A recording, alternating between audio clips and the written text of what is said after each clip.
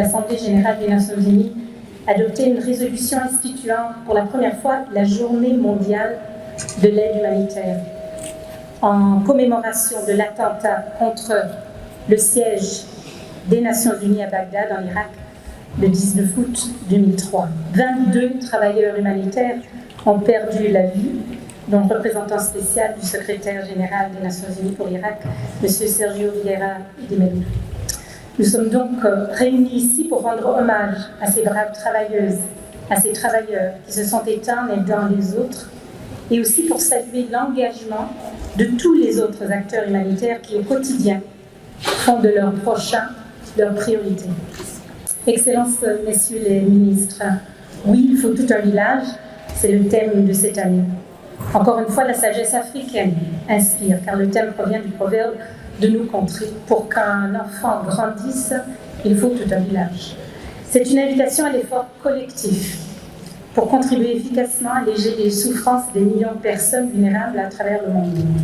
En effet, il faut tout un village pour donner une case à un déplacé. Nous l'avons bien vu et témoigné. Ouvrir les portes du grenier à celui qui a faim, éduquer et soigner les enfants, protéger les plus vulnérables de la communauté. Ce village, c'est le nôtre, celui des humanitaires qui inclut les volontaires locaux, les services d'urgence, les organisations non gouvernementales, les agences des Nations Unies, les autorités locales et nationales.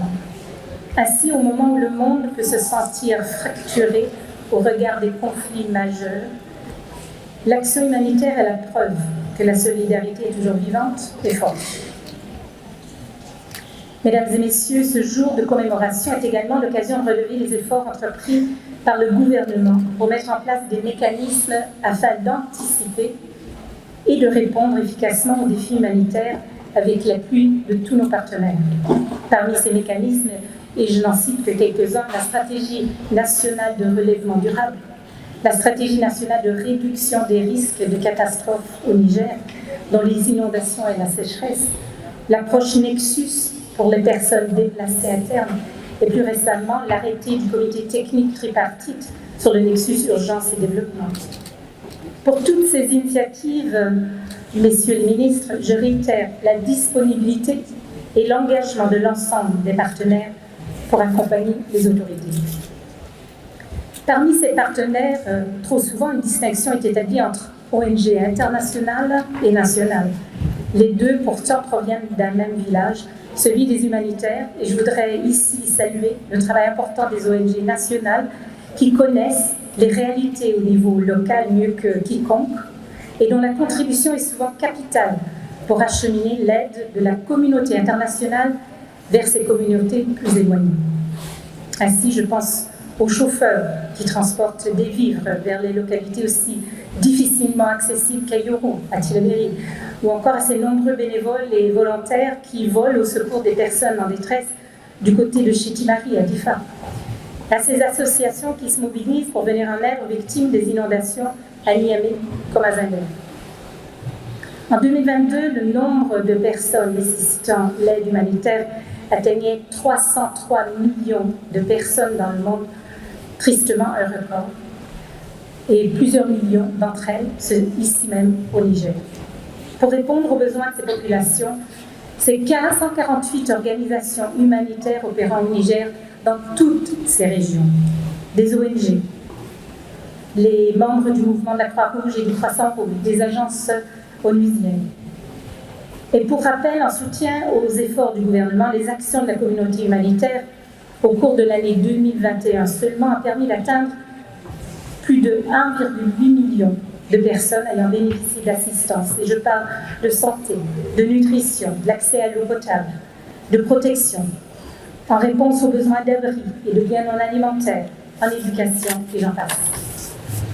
En dépit de tous ces efforts consentis par le gouvernement et ses partenaires, la situation humanitaire au Niger, on ne cesse de le répéter tragiquement, demeure complexe au regard de la multitude des crises interreliées auxquelles le pays fait face.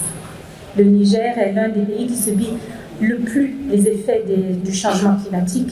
Il a été mentionné et réitéré par mon collègue Mohamed, tels que les sécheresses et l'inondation qui perturbent la saison agricole. La pandémie de la Covid a affecté la disponibilité alimentaire en raison de ralentissement des activités commerciales, l'accès au marché et la flambée des prix. Cette détérioration de la sécurité alimentaire affecte de façon plus préoccupante l'état nutritionnel des enfants de moins de 5 ans et des femmes enceintes et allaitantes qui ont souvent des fonctions immunitaires affaiblies.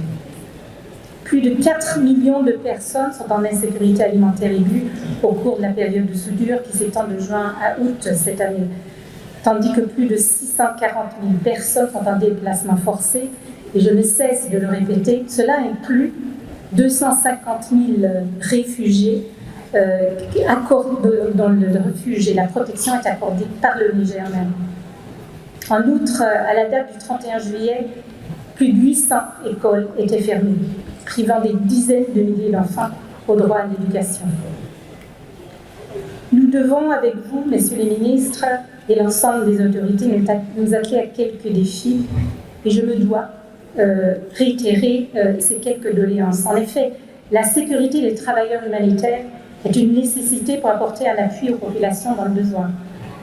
Assurer la sécurisation sans coût des déplacements des acteurs humanitaires et ce porteur de projets de développement est critique. De même, les partenaires porteurs de projets de développement et de stabilisation, en plus des acteurs humanitaires, souhaitent et travaillent une plus grande implication dans l'accompagnement des personnes déplacées et la recherche de solutions durables dans le retour volontaire. Et au rang des mesures anticipatoires, la sécurisation des espaces de production agricole accompagnerait les efforts importants visant à réduire l'insécurité alimentaire tout en évitant de rendre dépendante de l'aide humanitaire un plus grand nombre de personnes. En tant qu'individus, mesdames et messieurs, notre impact est limité, mais en réunissant tout le village, nous avons un pouvoir énorme. À tous et à toutes, je souhaite une bonne célébration de la Journée mondiale de l'aide humanitaire.